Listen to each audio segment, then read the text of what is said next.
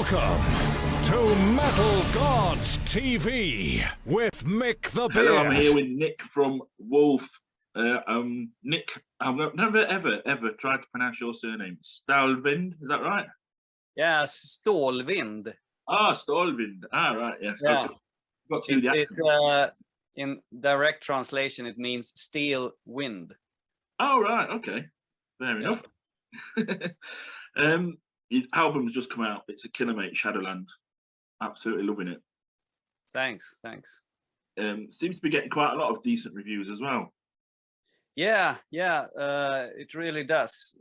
I've seen only great reviews, and we had a very good feeling about this album in the band, so I'm not really surprised. And we just had a very good ride this time.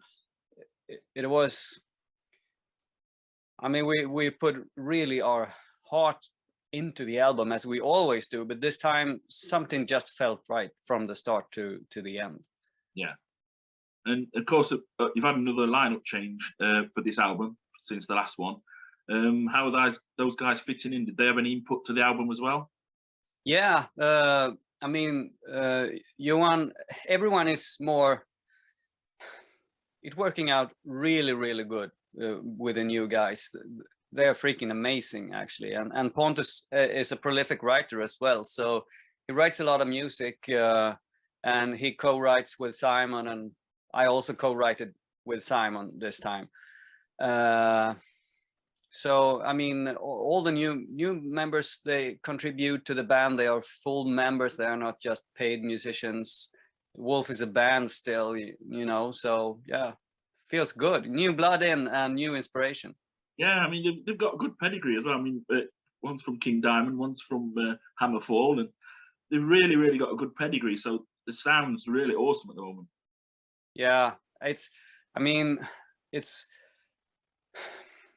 Wolf has never been a band that's tried to show off with musical skills, you know, technical skills, but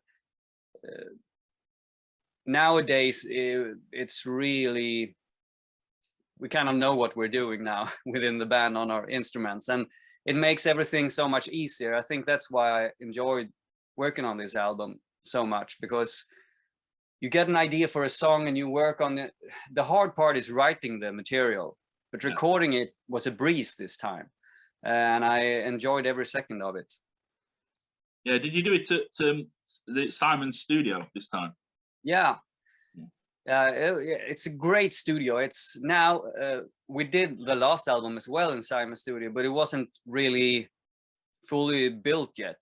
No. It was like under construction. So it was a bit messy, but the important parts were there. We could work, but now everything was, you know, everything was finished. We had a great time. We rehearsed first with the drum. We rehearsed drums and bass over at Johan's rehearsal place, which is just like 10 minutes from the studio. Just to get we wanted to record the bass and drums live, and so we did. So we just moved to the studio. They started recording. I came up when everything was set, and just listened and enjoyed and came with some input, and you know, Simon behind the mixing console. So it was so fun and so enjoyable to work like this. Everything was very spontaneous. We didn't try to get everything too perfect, because we want to have, you know, keep the energy on the recordings. Yeah, I think the album has got a bit more of a live feel to it. It's quite good. Yeah, we did the drums and bass live. After that, I did the rhythm guitars, and I wasn't producing anything. I wasn't pressing any record. I wasn't editing anything. I just played, let the other guys take care of everything, and just do like 3-4 takes till I felt like, I think I've got it now. Then I let the other guys just chose the best parts, you know, that felt best, and then that was it. And everything was like that, you know, vocals, everything very enjoyable and spontaneous. I really loved working on this album. Yeah, and as usual, you've got the whole package. I mean, the artwork and that is phenomenal again, as usual. Yeah, we got really lucky. We had the album title and everything, and usually when we have the songs and we have the titles, I call Thomas up, to Thomas Holm, who is the painter, and I discuss, you know, my feelings and thoughts behind the songs, and then he has, you know, completely free hands to come up with his interpretation of the songs. And this time it was like spot on, and he always kind of surprises me, and he always amazes me. But this one, it was amazing. I mean, during the vocal recording of Shadowland, it is a hard song for me to sing because it's really up there for me, at least nowadays when I'm 48 years old. But it's like you have to sing it really aggressively, but you can't scream. It's hard to explain. You have to find the voice somewhere in the right place within yourself. And I could only do that by visualizing his artwork. And that's what I did. I closed my eyes and visualized his artwork during the whole session when I recorded the vocals for that one. And I really adore the new artwork. You must be a good mind reader then. Yeah. You've got a track on there, it's Trial by Fire, and it's listed as a bonus track. Why is it listed as a bonus track? And we had like the 10 songs for the album written, and it felt like a complete album. And it starts off with Dust, which is a kind of a bit nihilistic song about the insignificance of human history and human beings in the grand, you know, perspective in the universe, that we are quite alone and very small and not very important, you know. And then it ends with Into the Black Hole, which it just felt like the album was complete with those 10 songs. I felt like as a lyricist I had said everything I wanted to say with this album, and a great opening, and it ties nicely, you know, in the end with the ending. But then the record label wanted a bonus track. It's in our contract. It's for Japan and other stuff. Yeah. And I had half of a song written when I went to the studio, and I really thought that would be for the next album, really. But I had half of the song. It was a good song, but after writing those 10 songs, which we wrote, you know, as a band together, I felt like I couldn't really make myself, you know, I didn't get anywhere with the song. It was a great beginning, but it didn't have a middle part. But on my way to the studio, I just got the end in my head. So I recorded it, you know, on my phone, and then so I had the end, and I started work on it in the studio. And then Simon and we sat together one night and had the whole midsection done. So then we had 11 songs. So that's why it listed as a bonus track. And some people say it's the best track on the album. So why is it the bonus? Well, it's the bonus because it's the best then, you know. But really, it's I felt very strongly like the 10 songs that we had, it made a lot of sense to me that this is a complete album, and the last song is kind of a bonus song. Yeah. Well, the ill-fated Edward Mordrake, I mean, that's one of my favorites on there. And yeah, I've never heard of the story before, but once I listened to the song, I had to look it up. I mean, do you read a lot of weird stuff? Is that how you get your ideas? I pick up weird stuff all over the place, you know. And I pick up from imagining stuff, but also reading, you know, watching the news, reading stuff on the internet, reading books, watching movies. But I almost exclusively write about things in real life. And I got the idea for this ill-fated Mr. Mordrake because I heard a song by Tom Waits called Poor Edward. And I loved that song. I couldn't, you know, I didn't know why I liked it so much, but I just realized there must be a story behind this song. And it was the same story. So I looked up the story, you know, on the internet, and wow, this is a great story.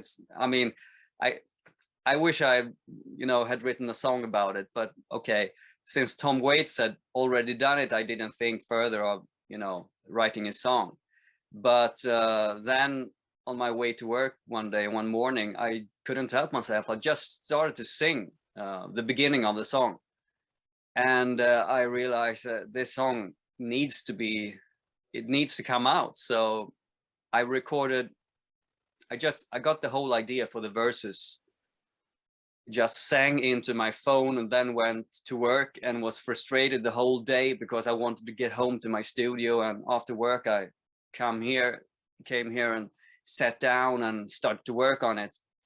And I found the other part of the song as an old idea I had in my phone, which I had written acoustically, and I was singing the mellotron part of the song. It just fit perfectly together, although the different parts are in different keys.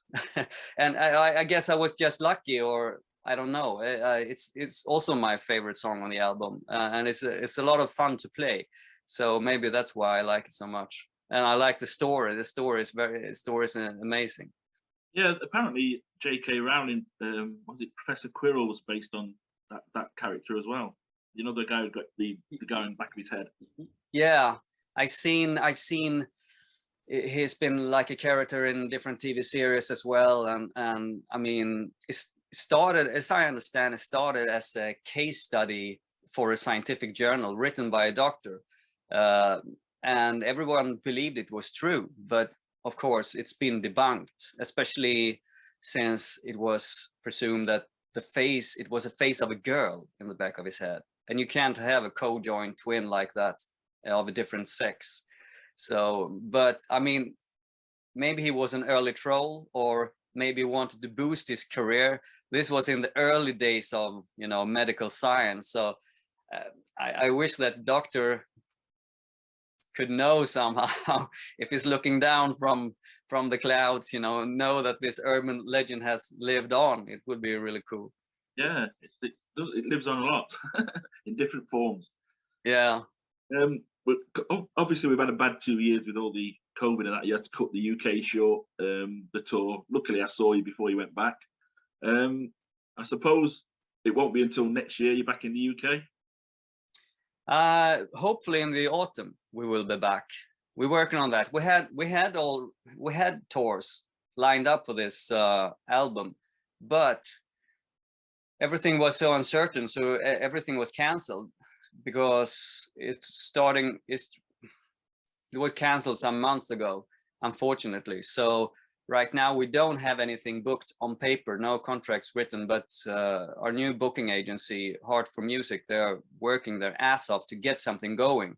And especially with a new album, we feel that we need to go out and take the new songs out on the road as soon as possible. So we're eager to do it. And no matter what happens with the lineup with Wolf and everything, the sound is constant. I mean, obviously you're the backbone of Wolf. Could you ever see Wolf going on without you? No, I couldn't actually. I couldn't. It's when I can't do this anymore, then it's the end.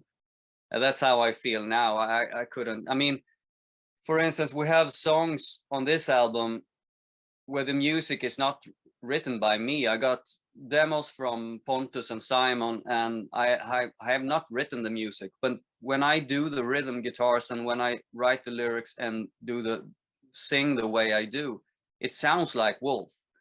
And if they give me something that might be extremely good music, but I don't feel it is Wolf, then I can't work on it and try to make it Wolf.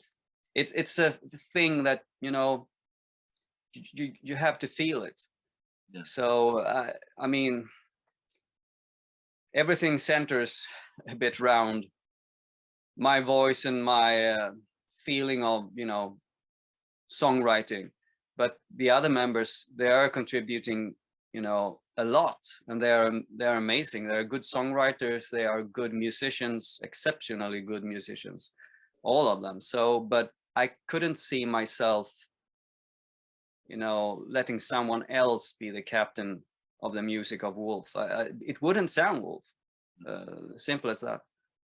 Yeah, you're one of those bands that within a few bars of listening to it, you think, yeah, that's Wolf. Even if nobody's told you that's Wolf, we know it's Wolf.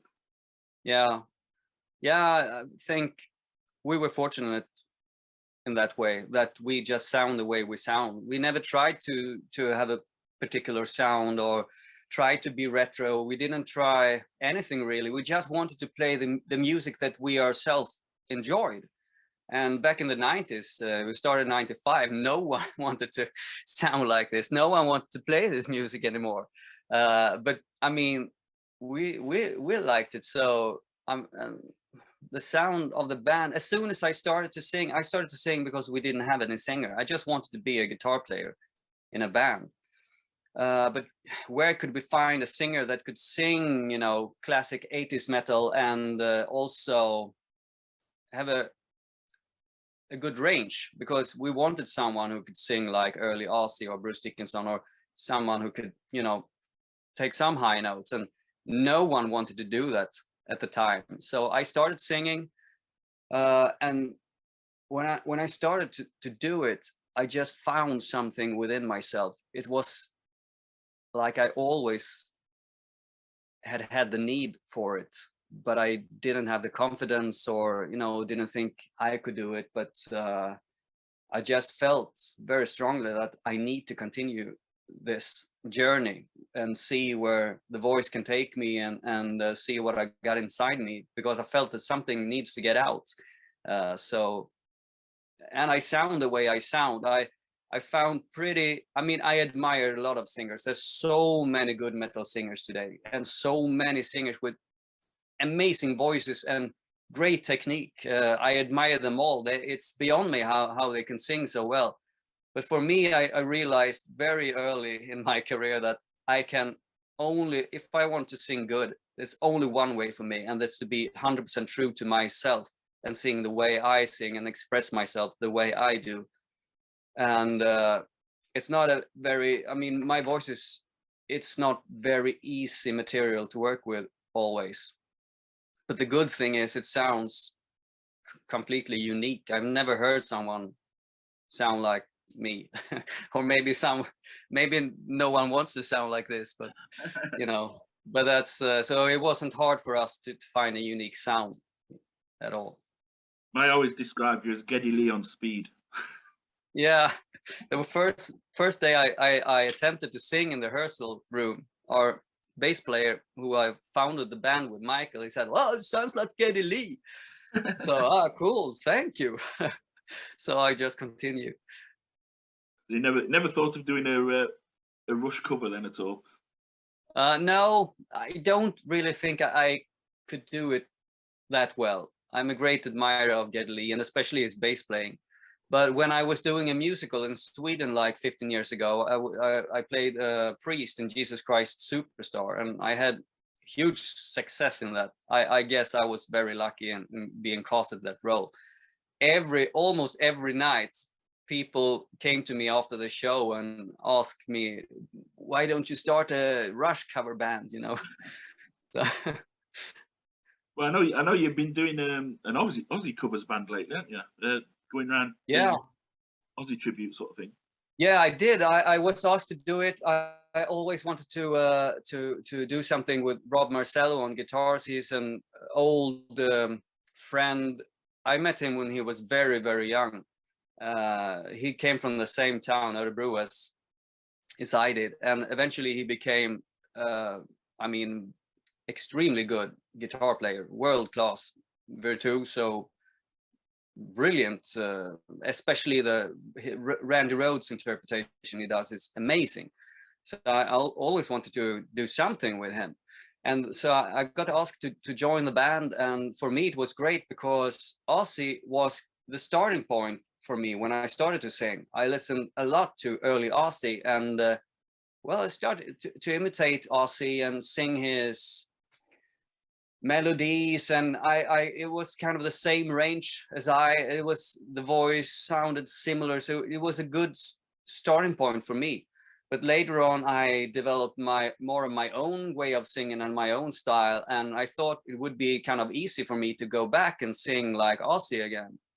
But at the first rehearsal, I was really humbled because Ozzy is a very underrated singer, in my opinion, and it's not easy to sing like him, and especially for me, who has I've changed my vocal style. You know, it's been like an evolution. I am very far from where I started with the Ozzy thing, so I had to kind of find a way of going back there and sing those long, high, very clear notes again. But it was fun. It was fun. It was great. Especially working with the other guys in the band, who are phenomenal at what they do, and they have so much heart for the early Ozzy records. The drummer, the bass player, and Rob Marcello, the guitar player, and I know them for a long time. So I know they have huge respect for the music, and they did it so well. So it was just, you know, pure joy for me to join in. Yeah, it looked like you're having a lot of fun when I saw the videos. Yeah. And finally, obviously the album's out now. You want people to buy it, and that you're going to be touring later in the year, hopefully in the UK. Have you got plans to go everywhere else as well in Europe? Yeah, we have plans to go, especially UK and the rest of Europe, the continental Europe. That's where we're going. That's our priority, but we are, you know, open to go wherever, really. As soon as I mean, if we can practically get the tour together that makes any sense, we'll go anywhere.